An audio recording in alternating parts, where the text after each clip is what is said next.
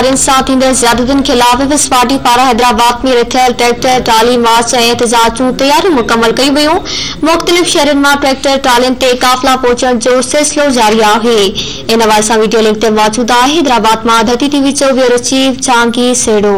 जी जहांगीर, वधीक आगाह कजो। जी, मुल्क में वधंदड़ ज़रई बहरान के मद्देनज़र रखंदे हारिन की तकलीफ़ुन के ज़हन में रखंदे, जैमें भाण की हथरादू खोट है, पानी की गैर मुनसिफाना विरछ है, इन सभी सूरत हाल के मद्देनज़र रखंदे पाकिस्तान पीपल्स पार्टी के चेयरमैन बिलावल भुट्टो ज़रदारी हारिन काश्तकारनि सां इज़हार यकजहती के लिए पूरे मुल्क में ट्रैक्टर ट्राली मार्च जो ऐलान किया है। पूरे मुल्क में ट्रैक्टर ट्राली मार्च शुरू थिया ना बुधाया था। अॼु इन सिलसिले में सिंध के ॿिए वॾे शहर हैदराबाद में भी ट्रैक्टर ट्राली मार्च जो इनकाद किया वियो है, जैमें आउं बुधाया तो पाकिस्तान इनकी अगवानी जो मार्च की पाकिस्तान पीपल्स पार्टी के चेयरमैन बिलावल भुट्टो ज़रदारी करे रहा हैं।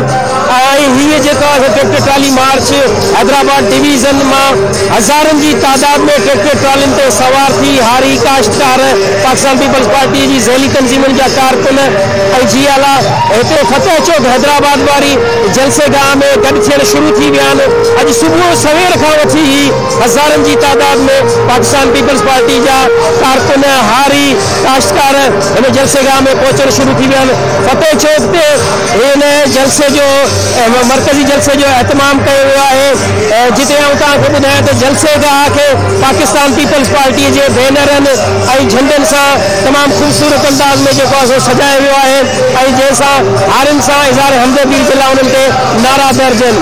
अॼु के इन मार्च में पाकिस्तान पीपल्स पार्टी के चेयरमैन बिलावल भुट्टो ज़रदारी अॼु उन तारीख़ी ट्रक ते खिताब कंदो कैमरामैन के चंदस वो ट्रक ॾेखारे। अॼु वो तारीख़ी ट्रक जो पाकिस्तान पीपल्स पार्टी की चेयरमैन मोहतरमा शहीद बेनज़ीर भुट्टो साहिबा जॾहिं वापस मोटी 2007 में तो कराची में कारसाज के मकाम ते संदस मथा बम हमलो किया वियो, जैमें 100 की तादाद में पाकिस्तान पीपल्स पार्टी जा कारकुन शहीद थिया हुआ। अॼु वो तारीख़ी ट्रक हैदराबाद फतेह चौक में मौजूद है, जिते पाकिस्तान पीपल्स पार्टी के चेयरमैन बिलावल भुट्टो ज़रदारी पंहिंजन कारकुननि हारिन काश्तकारनि के खिताब कंदो ऐं पंहिंजी ज़रई पॉलिसी मुतालिक़ पंहिंजे हितां जे शहरनि सां ॻाल्हि ॿोल कंदो। जी, मेहरबानी जहांगीर, तफ़सील ॾियण जे लाइ।